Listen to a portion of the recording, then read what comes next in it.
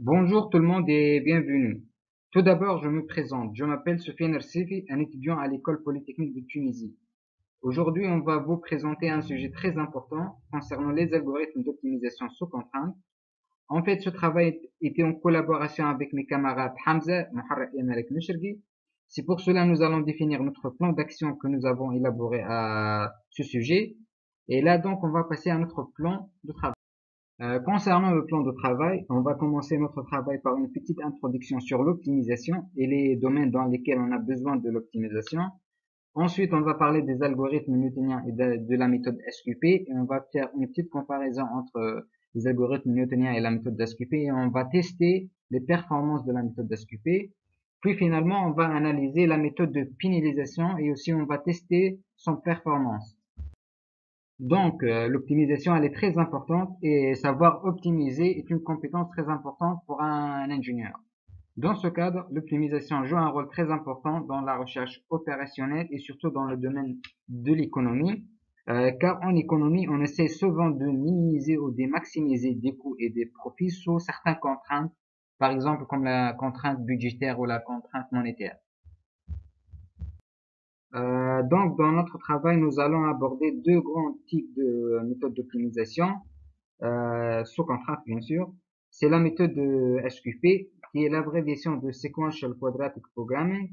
En fait, cette méthode est privilégiée par rapport aux algorithmes de Newton standard ou usuels car elle présente une convergence locale très rapide. Et la méthode SQP elle travaille sur les fonctions non quadratiques et à chaque fois, c'est-à-dire pour chaque x et xk et lambda k, elle fait une approximation de la fonction étudiée à une fonction quadratique. Et là, on va entrer un peu dans les détails. On va comprendre comment l'algorithme de l'SQP fonctionne. Tout d'abord, on va commencer par un vecteur initial, par exemple Z0, qui contient trois réels, x0, y0 et lambda 0. Et on va chercher le vecteur Z étoile qui minimise le Lagrangien, c'est-à-dire le vecteur Z étoile qui vérifie gradient de Lagrangien nul. Cela, on va effectuer un développement limité à l'ordre 2 pour le gradient de Lagrangien en x et en y et en lambda.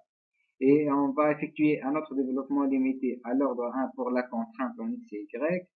Ensuite, on va tirer les pas avec lesquels x, y et lambda vont avancer. Et pour faciliter le travail, on utilise la résolution matricielle du système. Tout d'abord, on pose Q qui est la matrice hessienne sans la partie qui inclut la dérivation par rapport à lambda. G qui est le gradient de la fonction du problème au point xk, yk. A, c'est le transposé du gradient de la contrainte au point xk, yk. Et on va poser B qui est égal à moins la contrainte au point xk, yk. Tout cela, c'est juste pour calculer le pas de lambda qui est égal à l'expression qui est juste en face de vous. A fois Q moins 1 fois le transposé de A, le tout moins 1. A fois Q moins 1 fois G plus B. Et puis, on va calculer le vecteur pas qui est noté dans ce slide dqp du xy qui est égal en fait à Q moins 1 fois transposé de A fois lambda qp moins G. Et donc, finalement, on a le déplacement à réaliser dk qui est égal à dqp et d lambda qui est égal à d lambda qui est égal à lambda qp moins lambda k. Ainsi, on obtient la valeur de xk, yk et lambda k et on fait répéter toutes ces étapes jusqu'à ce que les valeurs xk, xk plus 1, yk, yk plus 1 soient très proches à une précision donnée. Donc, on obtient finalement notre solution de problème. Mais l'algorithme SQP présente des difficultés pratiques. Par exemple, la matrice hessienne, elle est très coûteuse à calculer.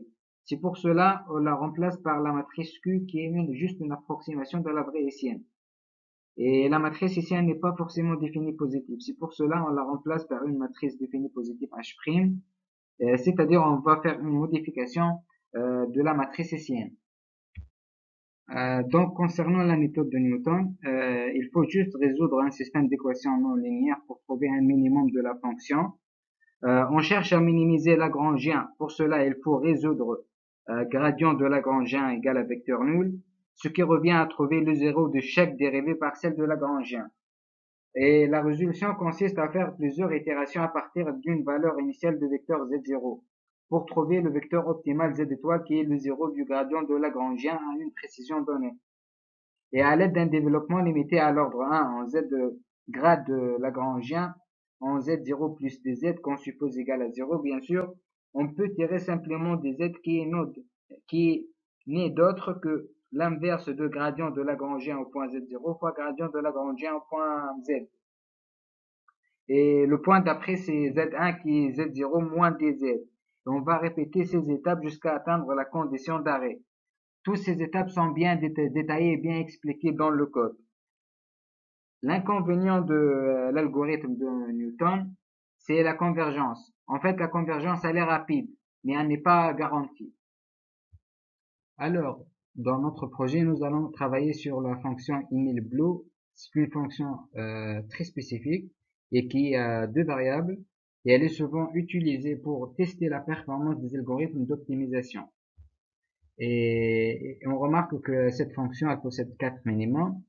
Son expression elle est écrite juste en face de vous qui est là f de x, y est égal à x carré plus y moins 11 le tout au carré plus x plus y carré moins 7 le tout au carré. Et là, on va passer pour voir une petite visualisation de la fonction de EmilBlue. On remarque que ces quatre minimums sont bien clairs, elle est là. Et cette fonction, comme je vous déjà dit, que cette fonction, on l'utilise souvent pour tester la performance des algorithmes. Alors ici, on va commencer par un test de la méthode de Newton sur la fonction EmilBlue avec une contrainte circulaire x carré plus y carré égale à 4. Et en choisissant un point initial, on remarque que d'après les figures, l'algorithme de Newton va converger vers le minimum du problème et qui correspond au minimum théorique par le théorème de KKT.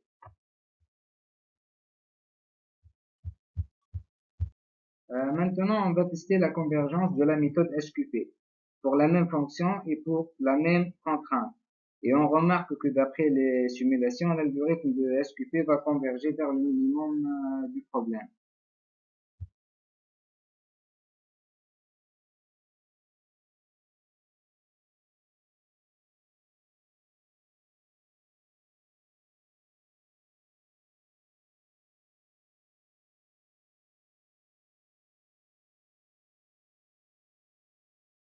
Et donc finalement, pour terminer la partie SQP et la partie concernant les algorithmes de Newton, on va faire, dans ce slide, on va faire une petite comparaison entre les algorithmes SQP et l'algorithme de Newton. Si on fait varier lambda. Pour les algorithmes de Newton, si on prend lambda égale à 10, on remarque que le nombre d'itérations est égal à 7. Mais lorsqu'on prend lambda égale à 50, le nombre d'itérations, ce sera 15. Et enfin, lorsque on prend un lambda suffisamment grand, par exemple lambda égale à 100, on va obtenir un nombre d'itérations égal à 22. Donc on remarque ici, plus que lambda est grand, plus que le nombre d'itérations est grand, et plus que le temps d'exécution est grand. Et pour l'algorithme de SQP, pour lambda égale à 10, le nombre d'itérations est de 10, et pour lambda égale à 50, le nombre d'itérations est 9, et pour lambda égale à 100, le nombre d'itérations ce sera 2. Ici, ce cas se pose au cas des algorithmes de Newton. En fait, le nombre d'itérations diminue lorsque lambda augmente, c'est-à-dire le temps d'exécution diminue aussi. Et là, on va passer à la deuxième méthode d'optimisation sous contrainte, qui est la méthode de pénalisation, comme vous voyez là en face de vous. En fait, le but de cette méthode est de trouver le minimum d'une fonction sous une contrainte. Dans ce cadre, l'idée de pénalisation est qu'à partir de notre problème Px, qui est un problème sous contrainte, on va créer un problème PR sans contrainte, dont la résolution, elle est facile et elle nécessite des algorithmes simples pour trouver son minimum. Par exemple, dans notre projet, pour trouver le minimum de la fonction pénalisée, on a utilisé l'algorithme de gradient à part fixe. En fait, résoudre le problème PR revient à résoudre le problème Px. En fait, dans le problème qui est sans contrainte, on va minimiser une nouvelle fonction qui est appelée fr de x, qui est la fonction pénalisée, et qui est égale à la fonction f de x, qui est la fonction de problème px, plus un r fois px. En fait, ici, r, il est généralement c'est un réel positif, et il est appelé, c'est le facteur de pénalisation, et px, c'est une fonction de pénalisation, et qui certainement contient la contrainte. Par exemple, si j'ai une contrainte x plus y égale 1, p de x dans ce cas, ça sera x plus y moins 1, le tout au carré.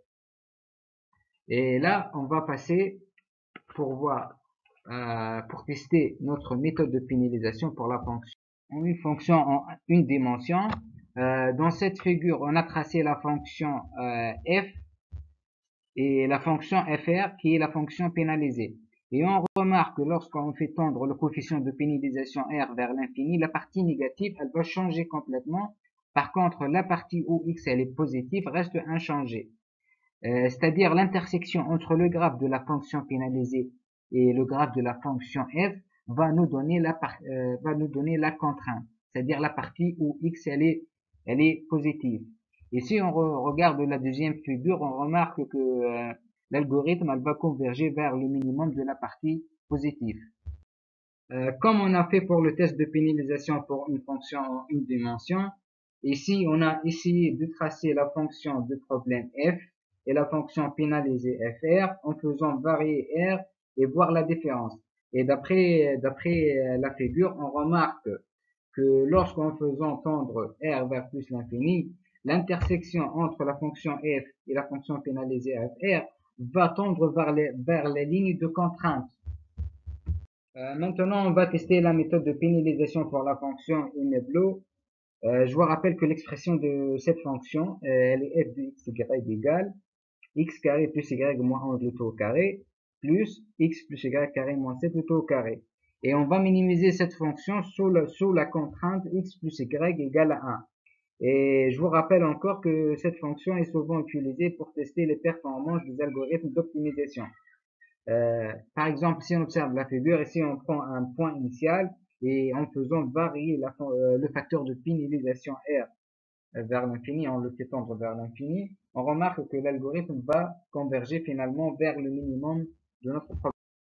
Et dans cette figure, en fait, c'est la même chose. Et la seule différence ici, c'est juste qu'on a changé le point initial. On a pris un point qui est éloigné et on remarque toujours que l'algorithme va converger finalement vers le point de minimum, c'est-à-dire le minimum de problèmes sous contrainte. Finalement, ici, pour tester notre algorithme de pénalisation, on l'a appliqué à une autre fonction qui est très connue d'ailleurs dans le monde d'optimisation et qui est la fonction pic. Comme vous pouvez observer en face de vous là, c'est le graphique de la fonction pic. Et comme d'habitude, on va tester notre algorithme à un point initial et en faisant tendre R vers plus l'infini, on remarque que notre algorithme il va converger vers le minimum de la fonction.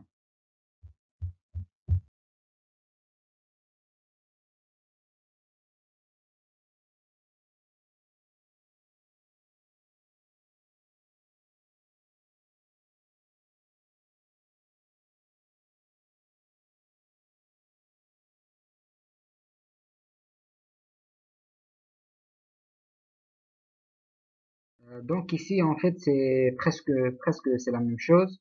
Juste on a changé le point initial pour vérifier la performance de notre algorithme de pénalisation et on remarque que pour n'importe point initial, l'algorithme va converger toujours vers le point minimum et qui est le minimum de notre problème qui est sous contrainte.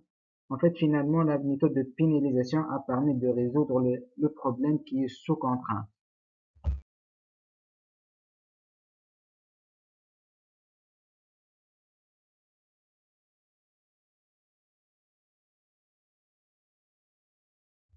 Donc finalement, pour conclure, dans ce projet, on a vu différentes méthodes d'optimisation sous contrainte qui sont très efficaces, comme la méthode de SQP avec laquelle on peut minimiser des fonctions qui sont non quadratiques, et la méthode de pénalisation qui est très simple à implémenter, et la méthode de Newton qui a une précision très importante.